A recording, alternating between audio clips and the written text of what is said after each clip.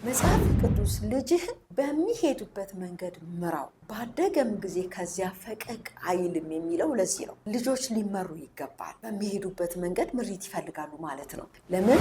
ራሱን ያበቃ የቀደመ ልጆቹን የቀደመ ቤተሰብ ትክክለኛ አመራርን ሊያደርግ ይችላል። ግን ቤተሰብ ራሱን ካላበቃ፣ ራሱን ለልጆቹ ብቁ አድርጎ ራሱን ካላዘጋጀ ልጆቻችን ወዴት እንደሚሄዱ እኛም አናውቅም። ልጆችም ወደ ጥፋት ሊሄዱ ይችላሉ ማለት ነው።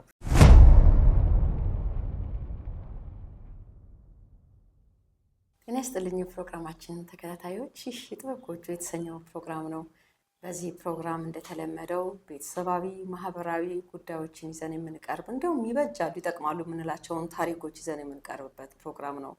አብራችሁን እንድትቆዩ እየጋበዝኳችሁ ይህንን ቤት ሰብስክራይብ፣ ላይክ እና ሼር በማድረግ ይህንን ፕሮግራም እንድታሳድጉት እየጠየኩ ዛሬ ደግሞ ይዤላችሁ የቀረብኩት ወላጆች ከልጆቻችን ጋር እንዴት ጥልቅ ግንኙነት እንዲኖረን እንጣር የሚል ፕሮግራም ነው። እንግዲህ ወላጆች ከልጆቻችን ጋር ጥሩ ግንኙነት ባሳደግን ቁጥር የልጆቻችን የወደፊት እጣ ፈንታ መልካም እየሆነ ይመጣል። ዛሬ ላይ የምናያቸው ወላጆችና ልጆች አለመግባባት፣ ልጆች ከቤተሰብ ጥሎ መጥፋት፣ እንዲያውም ደግሞ ጥሩ ቦታ ላይ አለመድረስ እየበዛ የመጣበት ዘመን ስለሆነ ይህ እንዳይሆን ወላጆች ከልጆቻችን ጋር እንዴት ጠለቅ ባለ መንገድ እንደግ፣ እንዴት አብረን እኛም ከልጆቻችን ጋር እንስራ የሚለውን ሀሳብ ይዤ ነው የመጣሁት። ይህም እንግዲህ ወላጆች እንዴት ነገሮችን ማየት እንዳለብን ይችን ቪዲዮ እስቲ አይተን እንመለሳለን። ልጅ ከበላ ከጠጣ በቂው ነው ለምትሉ ወላጆች ማለት ነው፣ በጣም ደባሪ ናችሁ፣ በጣም ደባሪ ናችሁ። ግሬን ለማታብሉን እኮ ማለት እናንተ ባታበሉ ሌላ የሚያበላ ሰው አለ። ኢትስ ኦኬ። ልጅን የሚያሳድገው እግዚአብሔር ነው። አቡ ወላጆች እደጉ፣ ፕሊዝ እደጉ።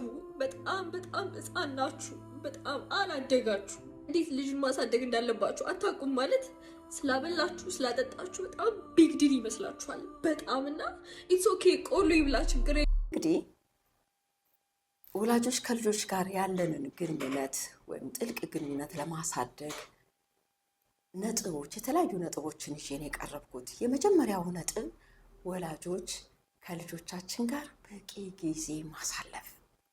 ወላጆች ለልጆቻችን ራሳችንን መስጠት አለብን። ነገር ግን ይህ ባልሆነበት አብሮ ማሳለፍ፣ አብሮ ጊዜ መስጠት ስንል ምን ማለት ነው?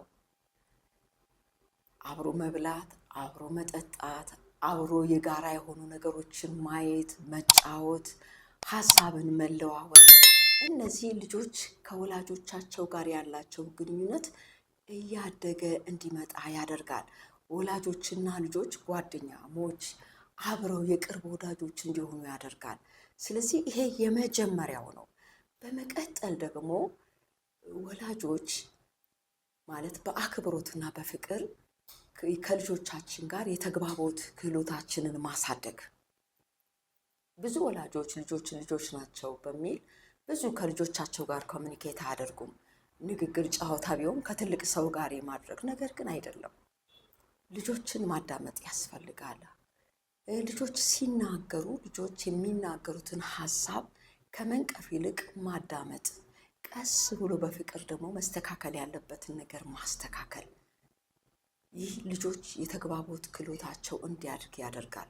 ጥያቄዎችን መጠየቅ፣ ሰው ለውሏቸው ትምህርት ቤት ምን ገጠማቸው፣ ከጓደኞቻቸው ጋር ያሳለፉት ጊዜ ምን ይመስላል፣ ይሄንን ልጆቻችንን የምንጠይቃቸው ከሆነ ልጆቻችን ወደኛ እየቀረቡ የቅርብ ጓደኞቻችን እየሆኑ ይመጣሉ። ወደ ሌላ ከመሄድ ይልቅ ከቤተሰብ ጋር ያላቸውን ግንኙነት ያጠብቁታል ማለት ነው። እነዚህ ግንኙነቶች ግን ቤት ውስጥ ከሌሉ ልጆች ሌላ ስሜታቸውን የሚያዳምጥ የሚሰማቸውን ሰው ፍለጋ ወደ ሌላ ቦታ ስለሚሄዱ ከቤተሰብ ጋር ያለው ግንኙነት ይበላሻል።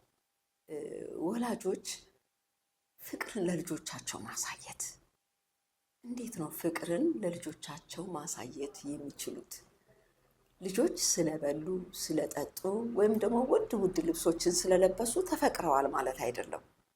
ቅድም ቪዲዮ ላይ እንደሰማችሁት ወላጆች ልጆቻቸውን በሚገባ ሊረዷቸው፣ ሊያፈቅሯቸው፣ ፍቅርን ሊያሳዩቸው ይገባል።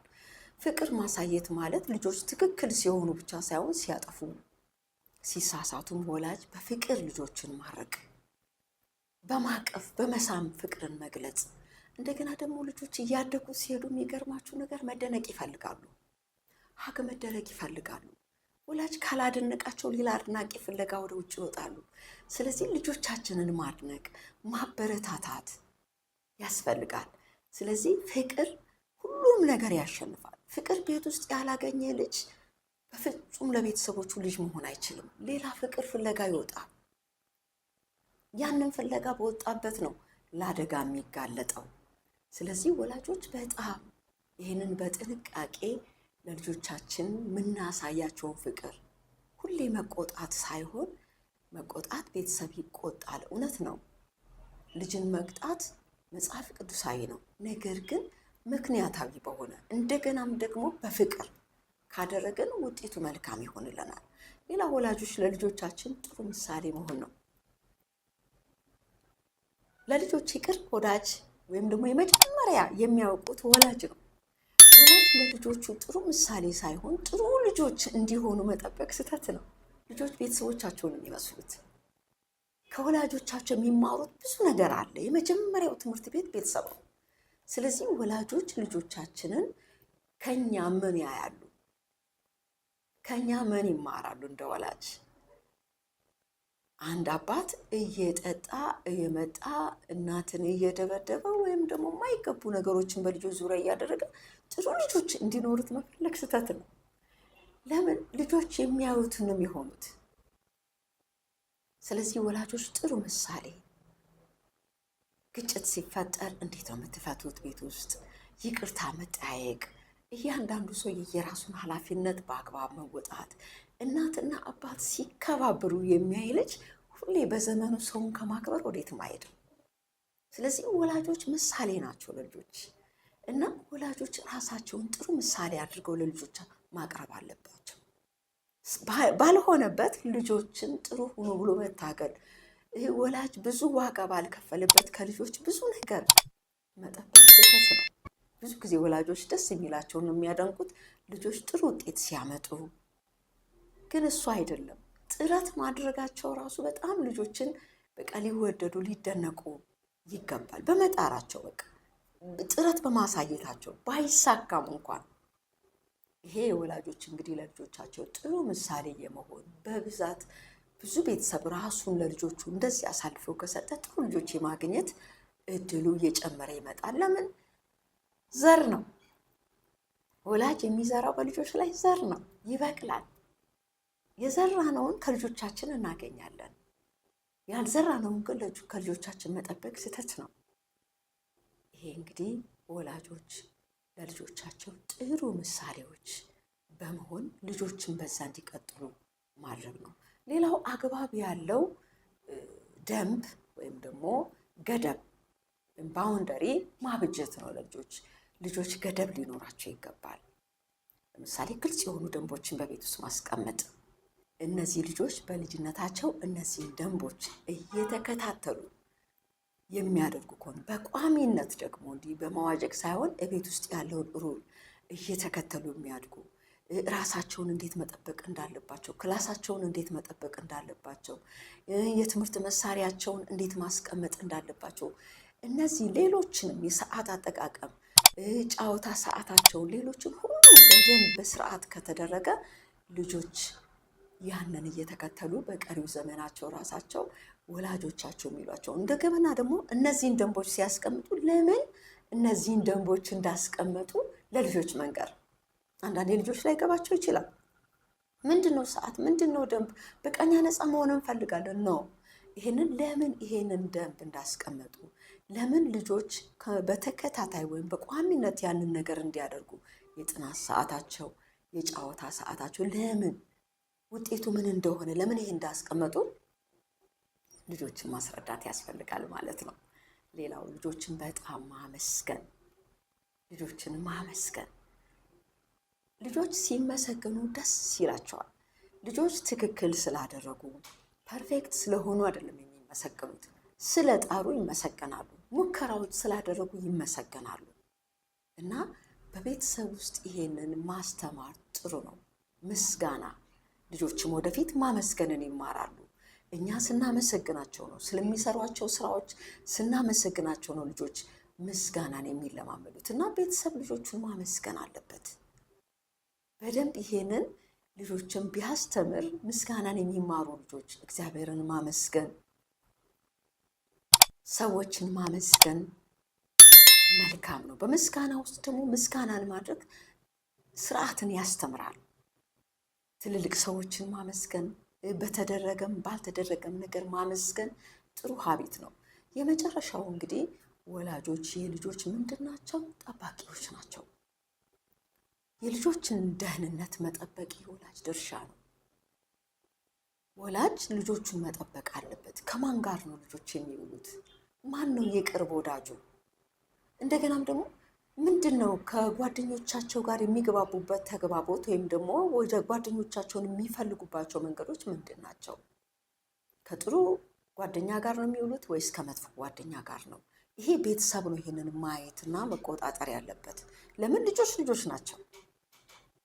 በአግባቡ በቁጣ በስድብ በኃይለኝነት ሳይሆን ልጆችን በጥንቃቄ እነዚህን የሚያስተምራቸው ከሆነ ቤተሰብ ጥበቃ የሚያደርግላቸው እንዳይጠቁ፣ ጥቃት እንዳይደርስባቸው ወይም ደግሞ ሌሎች ሰዎች እንዳይበድሏቸው። አንዳንድ ጊዜ ቤት ውስጥ እንዲያግዙን የገቡ ሰዎች ራሱ ልጆቻችንን አቢዩዝ ሊያደርጓቸው ይችላል፣ ቤተሰብ ካልተከታተልና ካላየ። ወይም ደግሞ ጥናት እንዲያስጠናቸው እንኳን ወደ ቤት የተጠራው ሰው ቤተሰብ ክትትል ካላደረገ በልጆቹ ላይ ጥቃታትን ሊያደርስ ይችላል። ስለዚህ ወላጆች በጥንቃቄ ይሄንን መከታተል አለባቸው። ልጆቻቸውን ማየት አለባቸው። የልጆቻቸውን ስሜት ማዳመጥ አለባቸው። ለልጆቻቸው ከሌላ መሆን አለባቸው ማለት ነው። ስለዚህ ወላጆች እነዚህን ከላይ የተዘረዘሩ ነገሮችን በማከናወን ከልጆቻችን ጋር የጠበቀ የጠለቀ ግንኙነትን ማሳደግ እንችላለን ማለት ነው። እነዚህ ነገሮች በተደረጉበት ወላጆችና ልጆች የሚኖራቸው ወዳጅነት የጠበቀ አይደለም። በልጅነታቸው ካደጉም በኋላ ትልቅም ሲሆኑ ወላጆችና ቤተሰቦች ጥሩ ህብረት እንዲኖራቸው፣ ጥሩ ግንኙነት እንዲኖራቸው ያደርጋል። ለምን? ጊዜ የተሰጠው ልጅ ነው ለወላጁ ጊዜ መስጠት የሚችለው። ወላጅ ለልጁ ጊዜ ከሰጠው ይሰጣል። አብሮ ቤተ ክርስቲያን መሄድ፣ አብሮ እግዚአብሔርን ቃል ማንበብ፣ አብሮ መመካከር፣ አብሮ መጸለይ፣ እነዚህ ወላጅ ለልጁ የሚያስተምረው ነው። መጽሐፍ ቅዱስ ልጅህን በሚሄድበት መንገድ ምራው፣ ባደገም ጊዜ ከዚያ ፈቀቅ አይልም የሚለው ለዚህ ነው። ልጆች ሊመሩ ይገባል። በሚሄዱበት መንገድ ምሪት ይፈልጋሉ ማለት ነው። ለምን?